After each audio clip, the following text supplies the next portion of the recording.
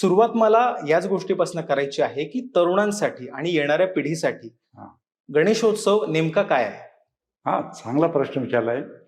गणेशोत्सव लक्षात घ्या, लहान मुलं सुद्धा प्रश्न विचारतात, की गणेशोत्सव काय आहे? गणपतीची पूजा का करायची? म्हणजे साधा प्रश्न मुलाने विचारलाय, "सोमण सर, फुलं घालून देव प्रसन्न होतो का?" अस जर प्रसन्न होत असता, तर फुलवाल्यानं फुलं विकली नसती. त्यांनी सगळी देवाला घातली असती. तो विकत कशाला बसेल?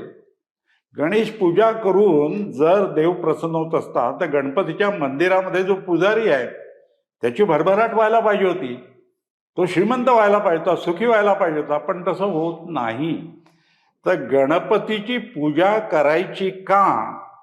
तर गणपतीचे गुण आपल्या अंगी यायला पाहिजेत, यासाठी पूजा करायची असते. गणपतीचे गुण कोणते गुण? 14 विद्या 64 कलांचा अधिपती. एक विद्या जरी आयुष्यात आपण शिकलो ना, आयुष्याचं कल्याण होईल, सुखमय होईल.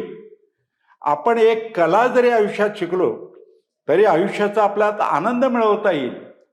गणनायक, लीडरशिपचे गुण, नेतृत्व गुण हे गणपतीपासून घ्यायला पाहिजेत. सुख करता, दुःख हरता.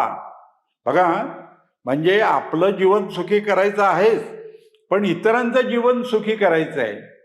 आणि इतरांच्या जीवनातली दुःख हरण करायचे आहेत, घालवायचे आहेत.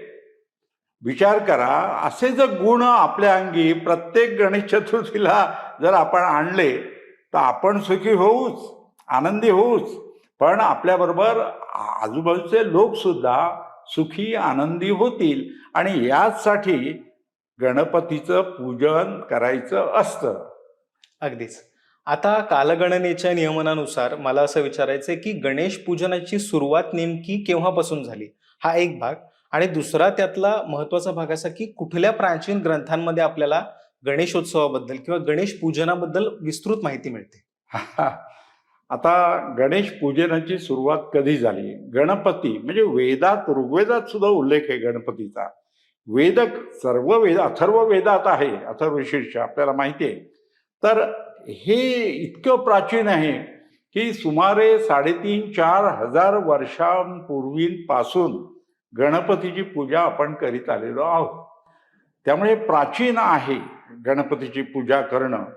आणि ते का करायची? तर गणपतीचे गुण आपल्या अंगी यायला पाहिजे. तो सुख करताय, दुःख हरताय, विघ्न हरता आहे, यासाठी पूजन करायचं असतं. हे आपल्याला समजून घ्यायला पाहिजे, त्याच्या मागचं विज्ञान.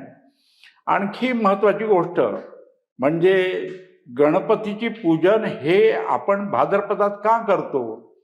तर आपल्याला माहिती आहे, गणपतीनं 3 वेळा पूजन करतो आपण. 3 अवतार गणपतीने घेतले, 3 जयंती साजरी करतो आपण. पहिली वैशाख पौर्णिमेला, त्याला पुष्टीपती विनायक जयंती म्हणतात. पिठाच्या गणपतीचं पूजन करायचं असतं. दुसरी येते गणेश चतुर्थीला, भाद्रपद शुक्ल चतुर्थी, म्हणजे ही गणेश चतुर्थी म्हणतो आपण ह्याला. आणि तिसरी माघ शुक्ल चतुर्थी, त्यावेळी आपण गणेश जयंती साजरी करतो. पण भाद्रपद शुक्ल चतुर्थीचं महत्त्व आणखी आहे, लक्षात घ्या. कारण ह्या भाद्रपद महिन्यामध्ये शेतामध्ये धान्य तयार होत असतं. आणि धान्य तयार होत असल्यामुळे पृथ्वीविषयी कृतज्ञता व्यक्त करण्यासाठी गणेश पूजन करायचं असतं. म्हणून भाद्रपदातील जे गणेश पूजन आहे ना, ते पार्थिव गणेश पूजन आहे.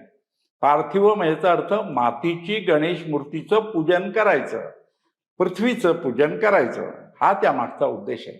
म्हणून विशेष महत्त्व या भाद्रपद शुक्ल चतुर्थी गणेश चतुर्थीचं आहे.